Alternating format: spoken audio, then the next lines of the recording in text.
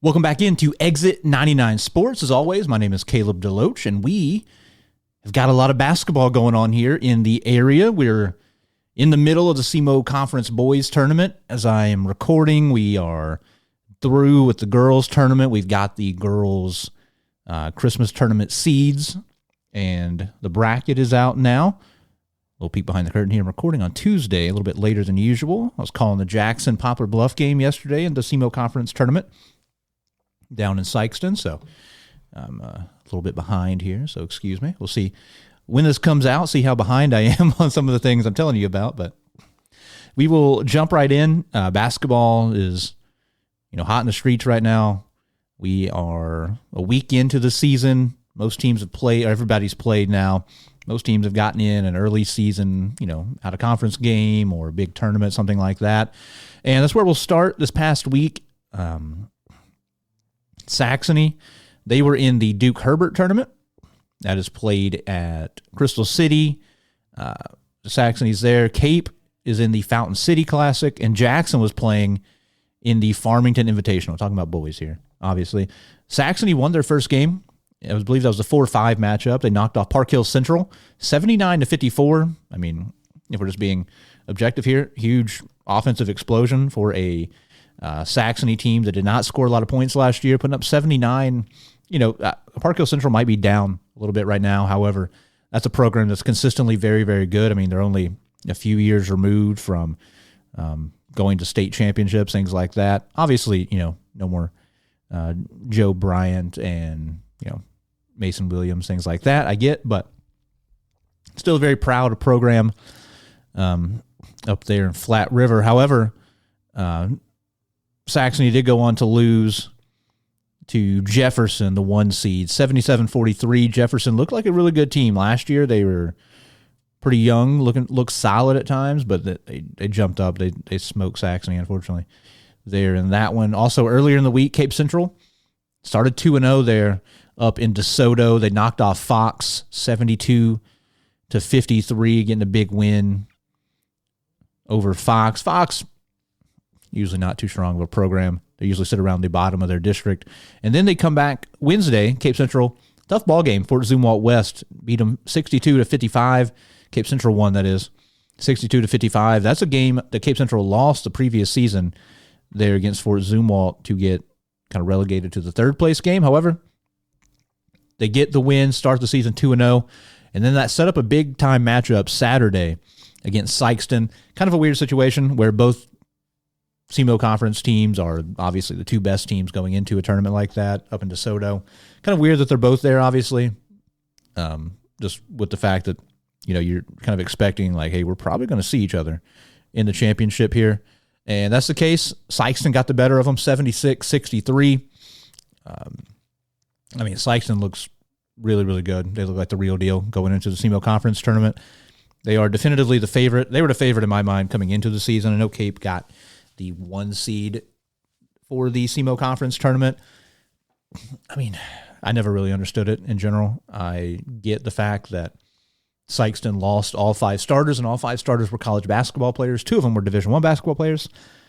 I get that, but, the guys they had coming back, the guys that are playing well already, Kobe Thomas, Marquell Murray. Also, think about it, Tyshawn Edwards, Marquell Murray team right now. Murray, Thomas, Jaharis Goodwin, Jacarion Ray. I will call him Jacarion Ray. I went to high school with, or not, I didn't go to high school with, but I was in school with a J Ray myself, so I won't be calling him J Ray. I'm sorry. Jacarion, we're going to stick with the government name here whenever I talk about your games, but they got a lot of kids that are super, super talented, and they beat Cape Central. But, the story of the tournament for Cape is Tyshawn Edwards. You knew coming into the year, he's one of the most talented kids, period, in Southeast Missouri, like full stop. In this year, he seems to really have embraced the role of being the guy there, and I hope to see him. He got dinged up at the end of last season, got injured. I want to say it was a hand. I don't remember for certain, but kind of cratered Cape season there at the end of the year when he went down. If he's able to stay healthy, play a full schedule, watch out. He's He's averaging 30 a night up there in DeSoto. He was phenomenal. I'm going to be looking down. We're going to be getting live reaction to the SEMO Conference Tournament as I'm recording here of Cape Central playing. I'm going to be keeping track of their game on my phone here. So I'm curious to see how he plays when he gets to go against more SEMO Conference opponents here 3 nights this week. But, 33 against a great Sykeston team. The Sykeston just doesn't have the size for Tyshandre. Now, obviously, the question is, does Cape have the guards that are ready to take that next step to take on a team with, Murray and Kobe Thomas type guards? I don't know. They play a lot of young guys, but a lot of young guys I am really optimistic about. The 2 freshmen, Josie Seaball, Landon Coney. I say it a lot. My qualifier is always, I worked at the Sportsplex from the time it opened until basically right before my daughter was born in late December 2023. So I saw so many of these kids that are now in high school from the time they were like 5, 6, 7 playing little kid basketball up to this point. And, Landon Coney, Josie Seaball, always 2 of the very, very best kids their age, just great athletes. Coney was always a big guard. He grew quickly. Seaball was a freak, fast, athletic kid. And so I'm excited to see what they can do. And then, Cape has the returning front court with Edwards and Goliath Morris Young. I really like Goliath quite a bit. And I like kind of where his development's going. I want to see him keep taking steps this year, keep being assertive as a scorer. Tyshandre is maybe going to average 25 plus a game, but you don't have to default to him. But if at the same time, if Cape Central wants to just give it to Tyshandre and everybody get out of the way, that's going to probably be an effective method of offense here. Then Jackson, they played 3 games up in Farmington. It was an invitational where Jackson played Rockwood Summit, St. Pius X out of Festus, and Farmington. Night 1, they played Rockwood Summit. Pretty good test for a first game of the season. Rockwood Summit is a big 6'9" kid inside. They have some pretty good, talented guards out on the wing, and Jackson came away with the win. They took a lead pretty early and held that lead throughout. Rockwood Summit was able to chip back, get into it, but the Indians held them off, won 58-54. Cool note, Jory Toma, first game back, I believe 2 practices in. He put up 18 in that first ball game. Will Thomas, a guy I'm going to be talking about a lot, has emerged this season as a primary scoring option for the Indians. He had 15 in that game. Then against St. Pius, Indians bludgeoned St. Pius. Will Thomas had 17 in that one. And then finally, the one that was, people were looking forward to, was definitely interesting, was Jackson taking on Farmington. At Farmington, tough place to play. Farmington loses a lot from last season, so they're going to play Jackson, Cape, Sykeston all here in the regular season. Notre Dame plays Farmington. So they come down here a lot, so it's a team you're going to be seeing quite a bit around the area, I'm sure. But they lose a lot from last year. They lose their 2 by far best players. They bring back quite a few guys with experience, but nobody who is quite on the level of the Shoppert kid that graduated and Cannon Roth. Those kids were on a different level, and I believe that's why they're playing at the next level. Jackson got that win, 71-61, pretty much led wire to wire in that one also, if memory serves. Played a very physical defense, forced a ton of turnovers. Will Thomas had 25 in that one, so he averaged 19 for the tournament. Really, really big showing. This is a guy that averaged 2 points a game last year. Obviously, the role wasn't really there. He wasn't playing very much on that team, but he's taken a step forward. Jackson's graduated, Colton Toma and Cole Deck in front of him. And so now he's got the opportunity to shine, and he's been doing that here early in the season.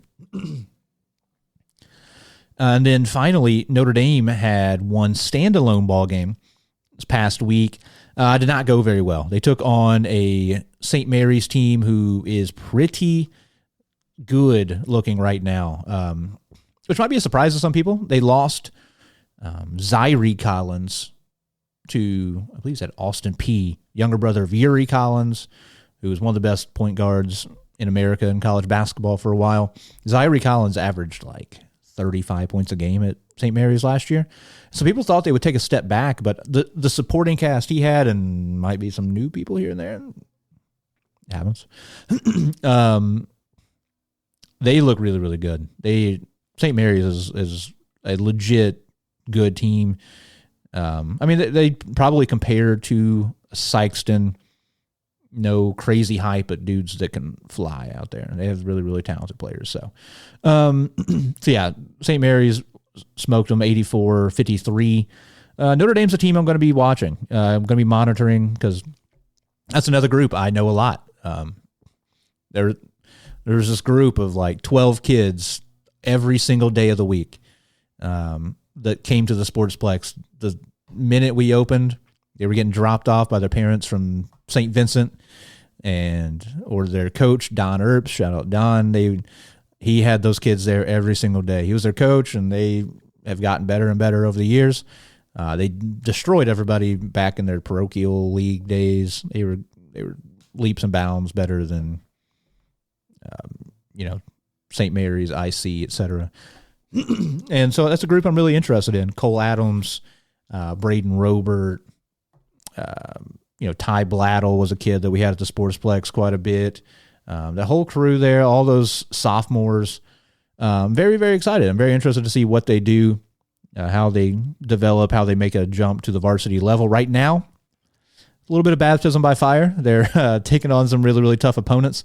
They were great at the JV level, but it's a different monster when you get out here on the varsity and you're playing, against guys 3 years older than you who are at home playing at the field house, things like that. It's going to be a tough adjustment.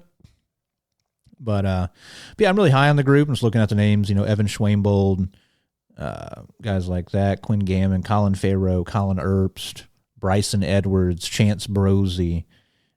All these kids I used to just see every single day. Have to check them in at the Sportsplex at the front desk every single day. They were there working, so I'm excited to see what they can do. And the upperclassmen, kind of see how they are able to step up at times. Colton Londaway, Gabe Jones, much bigger roles. Dylan Rubel stepping into a big role now this year. Devin Dannemuller. No Hudson Dennis. Hudson focusing on other endeavors, which I definitely get. State champion swimmer. Want him to succeed at a high of a level as he can there. No more off-season injuries to slow him down. So, best of luck to him there. But it's going to be a hit to the basketball team, right? He was a big, strong, athletic center inside. They're definitely going to miss his presence in there. And yeah, we'll just see how they adjust moving forward. Then this past week we also had a lot of girls basketball because the SEMO Conference Tournament for the girls was going on. This past week, I guess we can kind of go, I will go, I suppose, night by night for that day one. Notre Dame beat Dexter 49-39. Notre Dame did come in as the 2 seed. They're a team that also lost a lot from last year. They lose 2 players in the front court that were really good. Barnett and Wagner did a lot for them. Kraft as well on the wing. So they lose a lot from last year. They won that first game over Dexter by 10. Eloisa Marquez had 12. Mia Panton, who I expect a lot out of this year, had 10. Kobe Kohler had 10. So I'm optimistic about what they can do, but it is going to be a tough road. They do play a very tough schedule. Then New Madrid knocked off Saxony. I thought it was a game Saxony could win. Saxony's very, very close. They just cannot get over the hump in some of these close ball games, like they lost a close one to Cape early in the year.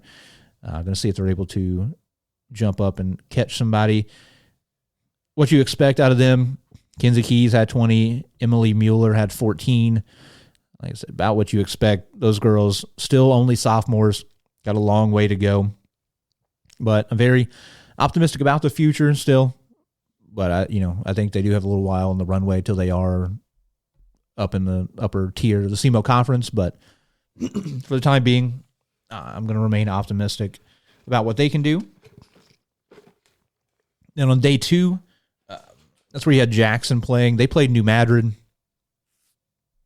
Final score is 69-7. Jackson gave up 7 points to a SEMO Conference opponent. Kate Deck, 25. Lauren Dory, 16. Addie Henderson, 8. defensive masterclass. Everybody coming up big defensively for them. Cape Central, they got knocked off. Really low scoring ball game, 40-38 against Poplar Bluff. Game was at Poplar Bluff, where the conference tournament was held. Jamie Dawson-Ide leading the way there with 14. And then Saxony on day 2 got into it, got a win, 43-38. So we're able to get over that single-digit hump against Dexter. Kinsey Keys had 14. Just like I said, she's a girl you're going to expect to see in those double digits night in and night out for Saxony. So she's leading the way here early. Then finally, day 3, get into the semifinals on the winner's side, consolation side. Jackson blew out Poplar Bluff. I mean, look, I talked about it a lot last year. We're going to have a conversation about Jackson. We'll see what happens with them in St. Vincent here in the near future. But south of Perryville, there's nobody that could probably be within 20 points of them. So, I mean, there's going to be some lopsided scores in SEMO Conference play for the Indians this year. They beat Bluff 75-13. 75-13. Kate Deck, once again, 26. Lauren Dory had 8 in that game. Henderson had 15, so popping off a little bit more. Just another dominant game. The Notre Dame, they were on the wrong side of a blowout.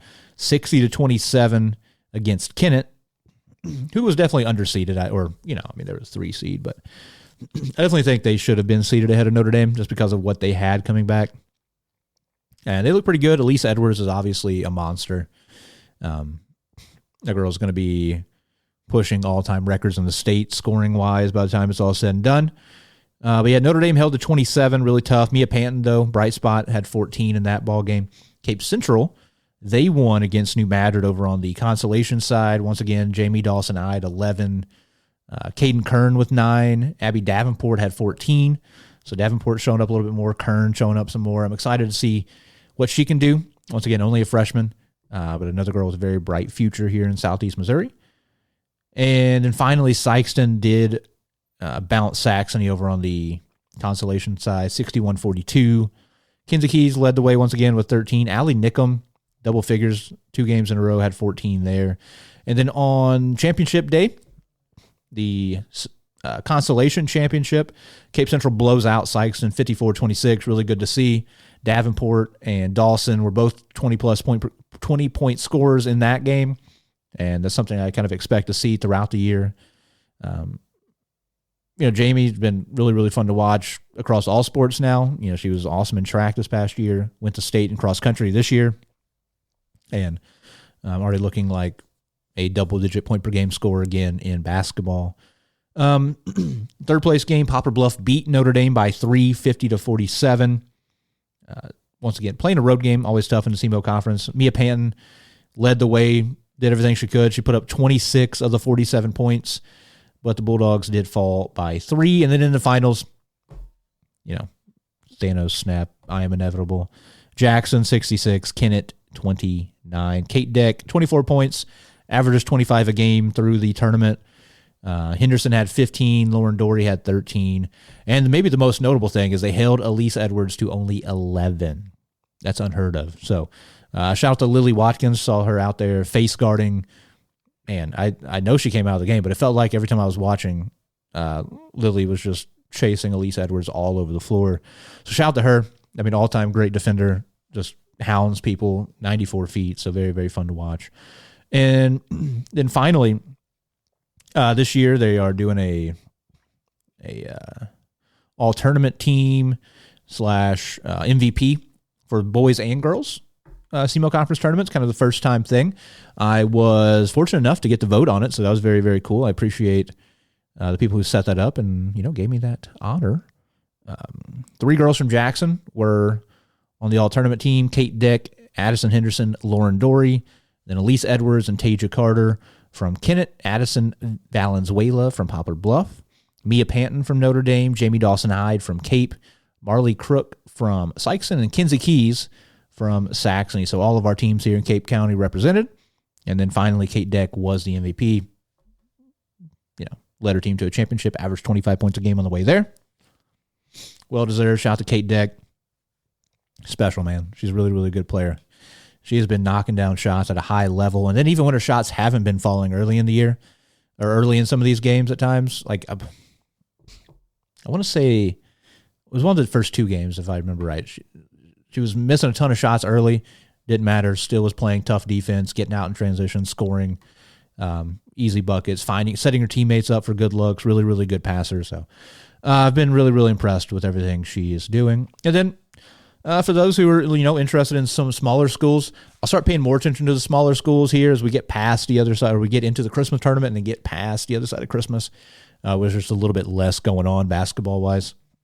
But I did keep up with. We had 3 tournaments in Southeast Missouri of small schools: Bernie Invitational, Woodland Invitational, Oran, and the home teams had some success there. Bernie looks like a monster right now. People talk about it. That the District of Death down there, Class 2, District 3, I believe it is. Bernie's a monster. 59-31 over Campbell in the championship. Also, Charleston went on the road and blew out Festus, but also Charleston just lost, as I'm recording, by 10 to Dexter in a rematch, but whatever. Charleston looks really good. Puxico is Puxico. They're beating people by like 40 a game. They're playing, kind of whatever teams right now, but they're going to be very, very, very, very good. One of the best teams, regardless of class, in the entire region. Anyway, Bernie wins their own invitational, blows out everybody. Woodland wins their own invitational, 77-42 in the final. Shout out former Jackson Indian, Jackson Shock. Corbin Kinder's a monster. Who's there? Calvin Layton looks good. So I think their closest game was 17 against Leopold. Pretty good Leopold team. And then finally, Oran Invitational or Oran Tournament. Bell City knocked off Chaffee in the title game. So 2 teams that will be interesting as we go into the Christmas tournament. Bell City won 52-41. Bell City looks really good, man. They look really, really good. Hernandez handling, Richardson inside. Chaffee looked really good in the tournament, though. Dane McBullen, kind of taking the spotlight a little bit there over at Chaffee. He had, I think, 36 in one game. The lefty looked really, really nice. So shout out to all those teams. Like I said, I'll be keeping track, and then I'll be part of the team calling the Christmas tournament over at Cape here coming up soon. So excited to see what all we can get into there. There's a lot of wrestling. I do have some results from some of the wrestling that went on. I know Saxony is with Notre Dame this year. For those that don't know, they're co-oping wrestling. They tied early in the week against Kennett 36-36. I don't have individual numbers from that, but as a team, that was the scores there. Then Notre Dame hosted their own invitational. I don't know how long they've been doing it, but pretty good setup over there. And they had a lot of kids who had a big showing, I would say. Kids from both Saxony and Notre Dame who are all part of the same team this year. Parker Lemons got first at 157. Connor Jackson got first at 190. They had 4 wrestlers come in second in their weight classes. Oscar Kester at 120. Ozzie Turner from Saxony, Coach Turner's son, at 150. Max Schultz at 165. Evan Thompson at heavyweight. And then a couple of third-place finishers, Jaden Essner at 126, Mark Schultz at 165. And then another team who performed really, really well this past weekend were the Jackson Indians. They went up to Francis Howell North. Tough area of wrestling, man. Some good wrestlers up there in suburban St. Louis. And the Indians performed well. They got third as a team. There was no Bryson Wessel, who I think got fourth in state. No Joe Moore, who was a finalist or a medalist at state. No Cade King, who was a medalist at state. So the Indians were without a lot of dudes who were big-time wrestlers on that team and still got third as a team. So they looked dangerous. They had a couple of first-place finishers. Grady Rice, who's, I think, poised to have a big, big year. At 126, Raleigh Evans at 157. Both got first. Camden Gerhardt at 120 and Mitchell Baker at 132 got second. And then 3 wrestlers got third. Jaden Eddy at 144, Gannon Rice at 150, and Sawyer Goodwin at 165. And then Will Bortner got fourth at 138. The one result I did see on the girls' side at the Notre Dame Invitational, they had a couple of wrestlers Got second place, Maddie Hager at 145, Caroline Dawson at 155. So, I mean, the region looks really, really good this year at wrestling. You expect the Indians to be a problem as always. And they're going to be the class of Southeast Missouri for sure. And like I said, this is no Bryson Wessel yet, no Joe Moore, no Cade King, no other. There's a lot of guys out for them right now. So, I mean, they're going to be dominant in the area. Yeah, there's a lot of teams looking really, really strong. Notre Dame, boys and girls. I'm expecting Jackson girls to look really good this year. I mean, Kaylee Milam, one of the very, very best in the entire state. So I'm excited to see what all they're able to get into on the wrestling mat this year.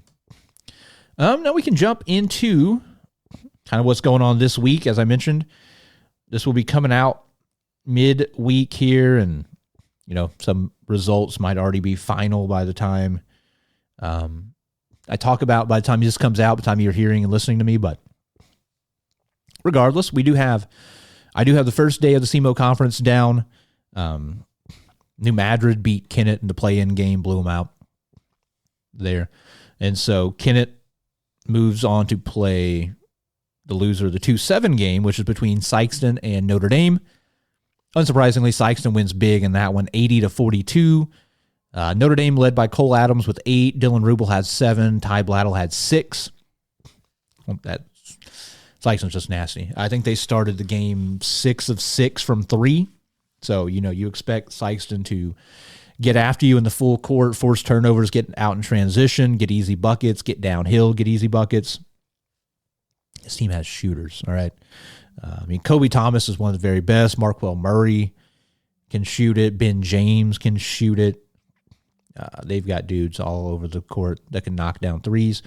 No 7-footers anymore, so, that's a little bit of a difference. No more Trey Sadler there, but they've just got guys all over the floor that can just light it up.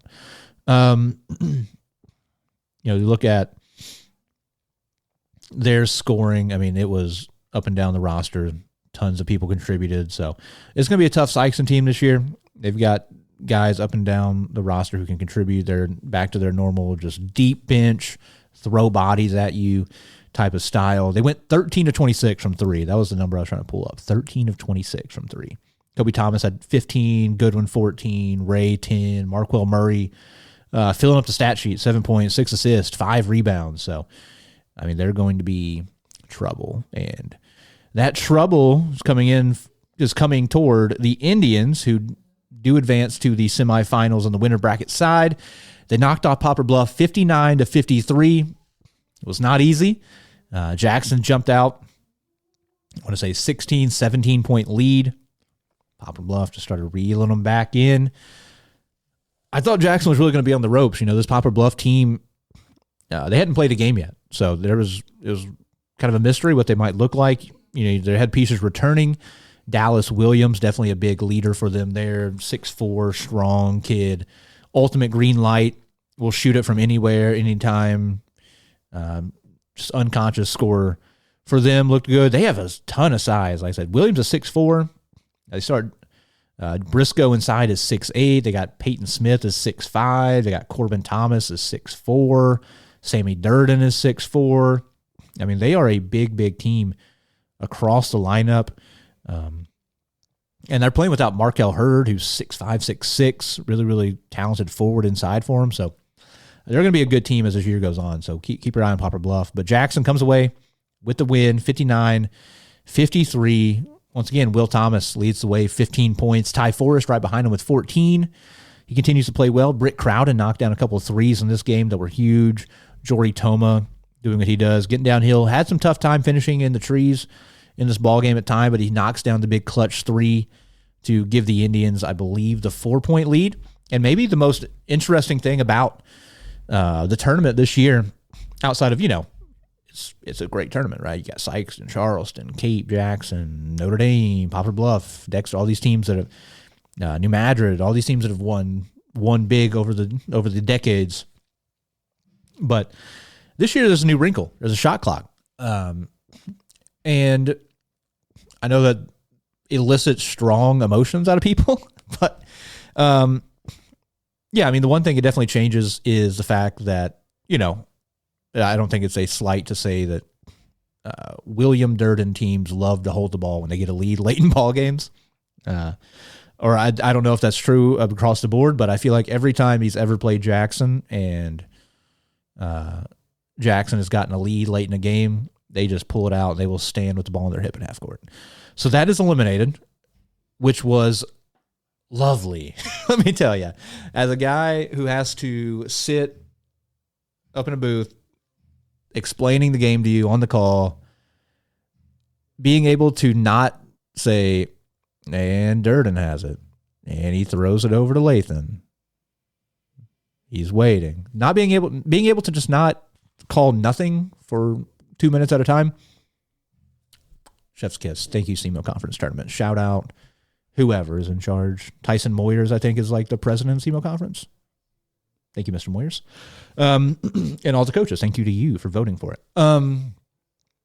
It was so nice. Teams are playing offense. There wasn't a single, in the Jackson game that I called, there was no shot clock violations. I think the shot clock got to single digits a couple of times, and that was more late in the game. Poplar Bluff was trying to run clock a little bit, but it's a 35-second shot clock. I think it's a perfect amount of time. The game before I watched some, I think there was one shot clock violation between Kennett and New Madrid, which, I mean, that's an 8-9 game. So, you maybe have lower expectations, but it wasn't an issue. I was really, really impressed. I'm going to assume Sykeston scoring 80 had no issue with the shot clock. They don't usually have an issue with a shot clock. So, I mean, we'll see how it affects things later in the tournament, but it really didn't feel like it changed the game all that much, with the exception being Poplar Bluff had a 3-point lead with a couple minutes left in the game, maybe 3 minutes, 4 minutes. I mean, I guess they had it around the start of the fourth quarter. And that is a spot where I think if there was no shot clock, Coach Durden would pull it out, make Jackson come get him, make Jackson start fouling. But it was just so nice. Like, there was just none of that. They just were having to play offense. And due to the fact that they had to play offense, Jackson was able to get stops, and the Indians came down and they scored, made shots when they needed to, and took the lead back and won by 6. So a good learning moment for the Indians, though. Like I said, going up by 16, 17, losing that lead all the way to Poplar Bluff is a 20-point swing, basically. Poplar Bluff went up by 3, I think, was as big as it got. I think it was just 3 for Poplar Bluff. They had a 3-point lead. But then Jackson responded late in the game when they needed to. It was a big question. There's no cold deck, right? Who are they going to go to late in games? Who's going to be the guy that's whatever they're running plays for? It wasn't necessary. And I was shocked by that. And, they just made plays as a team. I think they got a steal. Thomas got fouled, made free throws, got a stop. Jory Toma made a shot. Like, guys just across the board made plays. And so it's a fun Indians team. There definitely are a sum of the parts team, right? The sum of the parts is just really, really strong, and it's really, really cool to see. And so, yeah, I'm very optimistic about what they can do, but they got Sykeston now, so I don't know how that's going to go. I mean, Sykeston going to be tough. I think, I think what Coach Thomas said after that game against Poplar Bluff is true. Like, we've got to come focused, ready for 4 quarters of just relentless pressure and attack and physicality, or else this game could get away from you. I mean, Sykeston can blow by you in a hurry. And so if the Indians a bugaboo for the Indians early in the season is turnovers. They turn it over too much. And but if they're able to kind of reduce those, they can definitely make this a ball game. If not, if they turn it over 20 times, this might be Sykeston by 20. It might be Sykeston by running clock. So they've got to come in. They've got to take care of the ball, got to play tough, rebound, and, yeah, do what they know how to do, hit shots. So we'll see what they're able to do. Like I said, you might know the result of this by the time you see it. Hopefully not. But I am, once again, monitoring live Cape Central. Early lead against New Madrid. You already know what the outcome is. So that's pretty much the boys' side, what we've got already. So Jackson, Sykeston meeting in the semifinals on the winner bracket side. Dexter is already through for me in live time here Tuesday. and we'll face the winner of Cape and New Madrid, presumably going to be the Tigers. We'll set up an interesting matchup. I'm high on Dexter this year. Once again, I didn't do a big basketball preview to get all these SEMO Conference stalls out of my head, but I like Dexter a lot. They bring back all but one guy, and I really liked them last year. They were young and experienced. The Ibrahim kid inside, I'm trying to think. I mean, John Ernst, I get it. Tashandra Edwards is a forward. I don't know how I want to classify him necessarily. Ibrahim, though, is maybe the best just like kind of low post guy in Southeast Missouri right now. The kid is dominant inside. And then they just got dudes around them that are good scorers, good shooters. Sepulvedo, Turnbow, Geatley, all these guys can play out on the wing. So I'm really high on Dexter. It's going to be a tough matchup if it is Cape Central, which I'm assuming it's going to be. Already up by double digits here. So it's going to be a tough game. Cape Central cannot just show up and expect to win because of the names on the jersey.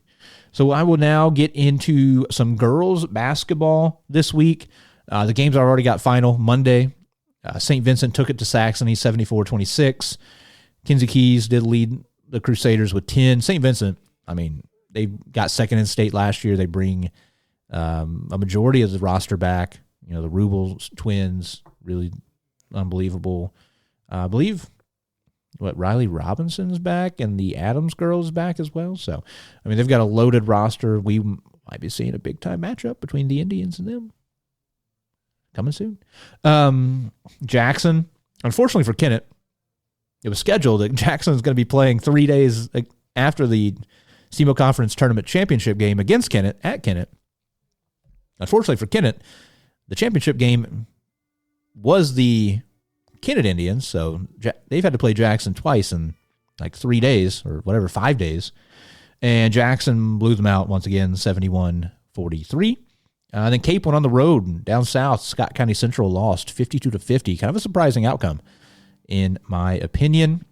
Then we get to kind of get into the Christmas tournament for the girls, but Notre Dame not in the Christmas tournament. Cape Jackson, Saxony are in the Christmas tournament. Notre Dame is going on the road to Francis Howell. Going to be a very, very tough ball game. I don't know what Francis Howell brings back. I know they're 0-1 right now, but last year I think they went 26-4 or something like that. So they're going to be a very, very tough squad. So it'll be an uphill battle for Notre Dame. Having to go on the road up there will not be easy.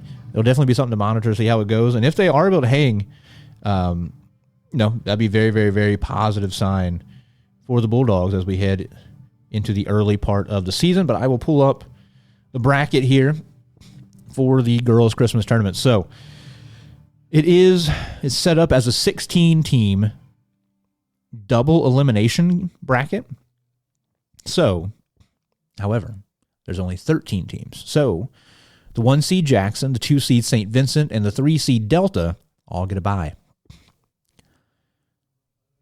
I'm going to tell you to do your own independent research and find where the games are and what days are going to be played on, things like that. It's posted everywhere. All the teams, social media, like Facebook pages, I've shared it on the Exit 99 Sports Facebook page and Twitter account, and I'll do the same on Instagram, things like that. So go check it out there. But you got Jackson, the 1 seed. They're going to get a bye. They're going to play the winner of Chester and Woodland on Saturday, the 13th. So I believe that game will be played at Saxony. Jackson, expecting to win that game, cruising to the semifinals. So moving on. You've got Kelly versus Chaffee in the 4 versus 13 game. Expecting Chaffee to win there. They bring back quite a bit of talent. Then Cape Central is the 5 seed. They're taking on Oak Ridge. That game will be played at Saxony as well. You know, I'm expecting the Tigers to win. They'll be matched up then, a tough ball game potentially against Chaffee in the quarterfinals. And then St. Vincent has a bye. Saxony is a 7 seed. They're taking on Scott County Central, the 10. That'll be a home game for Saxony, which will be very nice. And if they win, they do unfortunately have to fall right into St. Vincent, but they're playing a Scott County team to just beat Cape by 2. So that will be a tough test for the Crusaders in that first round. Could be on upset watch. If they do win, like I said, Saxony will be playing St. Vincent. If they lose, they will get, I guess, a bye then technically after that because St. Vincent's not playing anybody. So they'll be moving right into the consolation semifinals against, who knows, right? A Scott City, maybe. Could be Scott City. Could be Perryville. So in this tournament, I expect Jackson to be in the finals. I expect St. Vincent to be in the finals. And we'll see how it goes from there. St. Vincent got up on them and just blew them out last year at the Christmas tournament. That lopsided of a result was a surprise. But St. Vincent, stifling defense. Just like I said, they took it to Jackson last year and really blew out the Indians there. I mean, Jackson was at that point a very inexperienced team, very young, obviously leaning on a lot of freshmen in the starting lineup. And yeah, that final was 48-33. So that was the Jackson Indians' only loss of the regular season. So kind of lends to how good St. Vincent is. St. Vincent, they're looking to go win a state title, right? They got second last year. They're looking to get over the hump, go win a state title. They won a state title in volleyball with a lot of the same girls, so keep an eye out. It will be a big-time potential showdown. I'll tell you, the semifinals are slated for Monday the 15th, and then the finals will be Thursday the 18th, so a big gaps in between all these games. And the semifinals and finals will be played at the Show Me Center. So get out, go check out some good girls hoops. I'm very, very excited to see just how all of it goes down. Also, on the schedule right now, Saxony is playing at Scott City on the 11th. We'll see if that sticks or not. I'm not sure. Also, Cape is scheduled to play a game on the 10th against Meridian, the same day they're scheduled to play Oak Ridge. So I don't know how that's going to work. Stay tuned. And then we've got a couple of swim meets. You'll know Cape and Jackson swam against each other Tuesday. Friday, Jackson will be taking on Fort Zumwalt West. So another tough matchup for the Indians there. For the Indians wrestling this week, the 11th, so Thursday, they have a tri-match, Poplar Bluff and Cape Central. And the 13th, they will be in the Farmington Scramble, going up north for that. Cape Central, like I said, they'll be at the tri-meet with Jackson on the 11th. Then the 13th, they will be in the Liberty Varsity Boys Wrestling Tournament. So yeah, Cape Central going on a lot of, wrestling in a lot of big tournaments.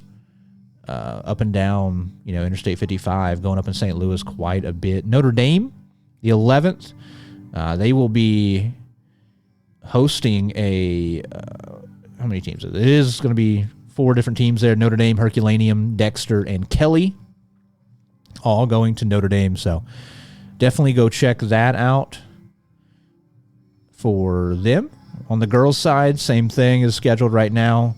Like I said, you'll know they've already had a tri-match with Live for Life and St. Mary's as well. The girls for Cape Central, they are in a tri-meet currently. They'll be at the Jackson Quad on the 11th, and they're also scheduled to wrestle in a Liberty Girls Invitational on the 12th. The Tiger Classic is coming up here on the 19th next week, or a couple weeks from now, so definitely be on the lookout for that. And then the Jackson girls, this week, they've got a tri-match. It's Poplar Bluff, Cape Central, and the Indians. And then the 13th, they are scheduled to go up to Francis Howell for a big-time tournament. So that'll be a tough competition. It'll be an uphill battle for sure. So keep an eye out. Jackson Wrestling has a Facebook page. Check them out. Cape Central has a wrestling page, I know. Notre Dame posts all of their stuff to their normal just athletics page, any results that they have. So be on the lookout for all the scores, all the updates. I'll keep sharing everything on our social media on my end, on Exit 99 pages everywhere that I can find it. Outside of that, had a lot of athletes sign to keep playing sports at the next level. Big one, Bryson Wessel, signing with Mizzou. So, it's always really, really cool when a kid gets to go play at a Power 5 level in football, something that not a lot of people from this area do or, get the opportunity to do. So it's very, very neat to see him living out that very cool dream. I saw who Chase Lawson signed with Three Rivers, play baseball there. The Nebalskis, going on the longest road trip of anybody. They signed to run at Alaska Fairbanks. That is kind of central, but east central Alaska. Pack a coat, Nebalski family. You're going to need it. So shout out to them. Very, very cool. Very, very unique situation. And then finally, give an update on one of our, I guess, notable local athletes playing at the Division I basketball level is Cameron Williams, Cape Central graduate. Young man, started varsity as a freshman all the way through, was a big-time playmaker for the Tigers. And Cam, playing well. He's up at Portland University. The Pilots, they look really, really good to start the year. They've been playing really, really well. I've been watching some of their ball games. They're technically first in the West Coast Conference. They're 6-4. They're playing really well. A lot of guys averaging. They have 5 guys averaging double figures. Cam is averaging 11 points, 5 rebounds, 1.5 assists, shooting 58% from the field, 36% from three. So shout out to Cam. Like I said, kid always watched playing the entire time he's grown up. So very cool to see him playing at a high level. So that pretty much does it. Go ahead and, if you want to listen to basketball, might not be the same experience as watching basketball. If you want to go watch it, a great environment going down to the field house, especially if you're playing against Sikeston, you have a chance to go witness one of the toughest home court advantages in Southeast Missouri. Get down to the field house. Jackson's playing Sikeston. Could have a Cape Central versus Jackson or Sikeston in the finals, or, those teams are going to be in the third place game potentially as well. Who knows? We'll see as the tournament progresses, but get down there to the field house. Championship night is chaos, especially if Sikeston's going to be playing in a championship game.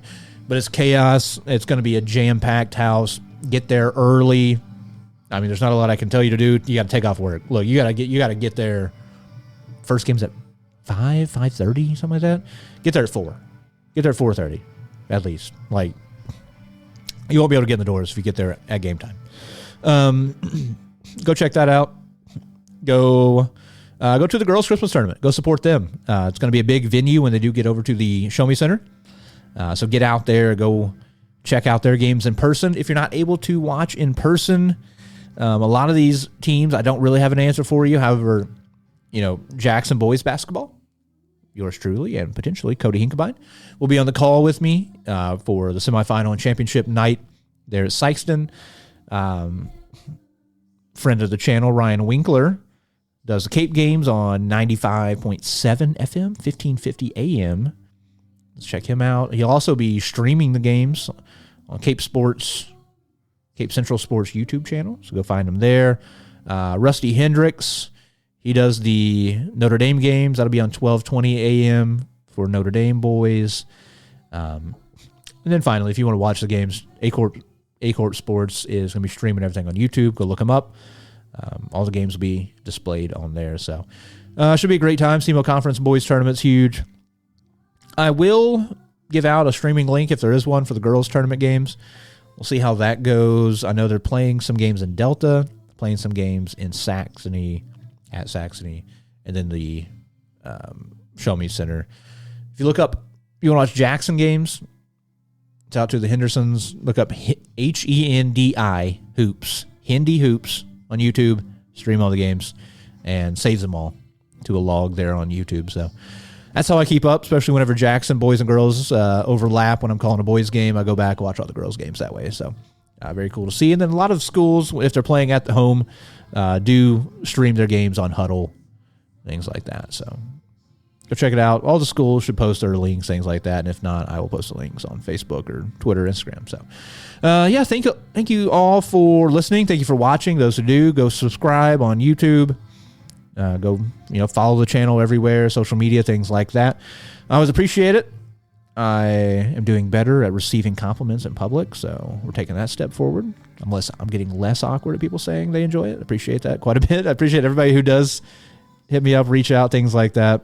I really enjoy doing this, and I like doing it. Not to glorify me, but to glorify those who are putting in the time and the effort, coaches and players, using their time to put out an entertaining product and teach kids life lessons, which is what it's kind of all about in the end for a lot of these people. So appreciate it. And yeah, have a good one. Take it easy, and I will see you in the next one.